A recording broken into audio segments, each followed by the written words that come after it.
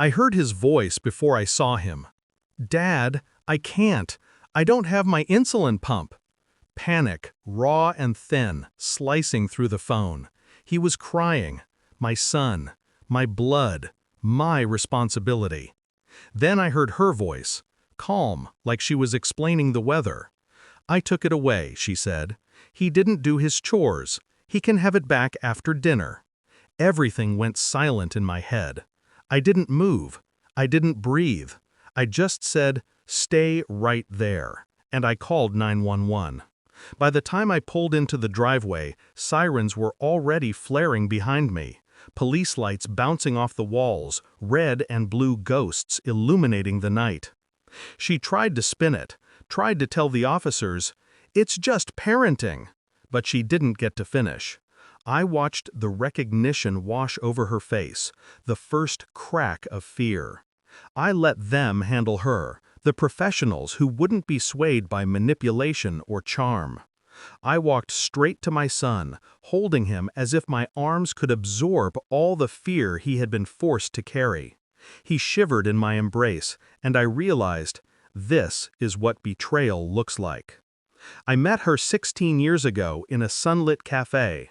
She smiled at me like I was the answer to a question I hadn't asked.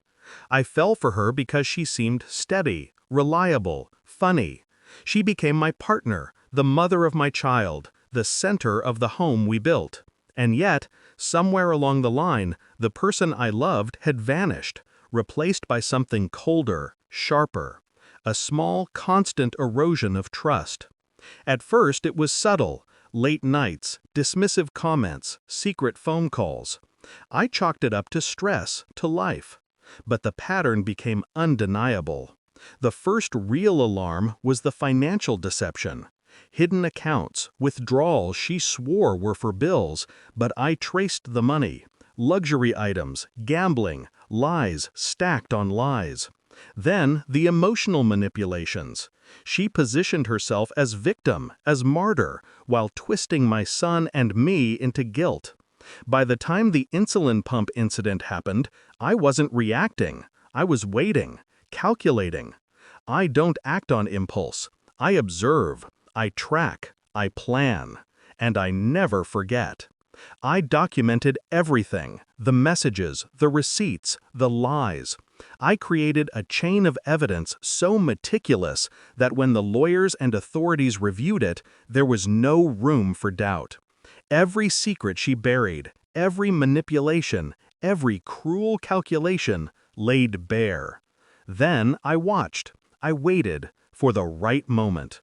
Tonight, that moment presented itself. The police were patient, professional. They asked questions, took statements. I answered, calm, controlled, precise. Not a hint of rage. I let her panic show for both of us. Her performance, her rehearsed explanations, all crumbled under scrutiny. Every denial, every justification fell flat against the truth I had prepared, the cold weight of evidence I had amassed. When they led her away, handcuffed, her eyes found mine. For a brief second, I let her see the inevitability, the consequence. No theatrics, no shouting, just the understanding that the person who betrayed us had finally lost control. I took my son inside. I set up his pump, watched the numbers stabilize, the small lights blink back to life. He smiled weakly, exhausted, but safe. And in that moment, I realized that revenge isn't about satisfaction alone. It's about restoring balance, protecting what's sacred, my family, my son. I reflected on the months I spent planning, recording, observing. It wasn't vengeance in the chaotic, explosive sense. It was precise, surgical, every step measured, every decision calculated to dismantle her web without collateral damage to the ones I love. The satisfaction came not from watching her suffer, but from ensuring she could never harm us again. I didn't shout. I didn't yell. I didn't have to. Her collapse, her exposure, the shattering of her carefully constructed persona, that was enough.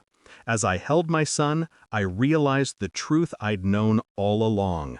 Strength doesn't always roar. Sometimes it whispers. Sometimes it waits. Sometimes it acts silently, decisively, ensuring justice without theatrics. And for the first time in years, I felt that calm, vengeful clarity. She had underestimated me. She had assumed I was naive, compliant, distracted by love. She thought manipulation could bend me, control me, silence me. She was wrong. I whispered to my son softly, "You're safe now." And for once, I didn't need to say it to anyone else. The house was quiet. The storm of betrayal had passed. But I knew the lesson lingered. Justice doesn't always arrive in the moment of rage. Sometimes it arrives meticulously, patiently, and it hits harder than any scream ever could. And tonight, it did.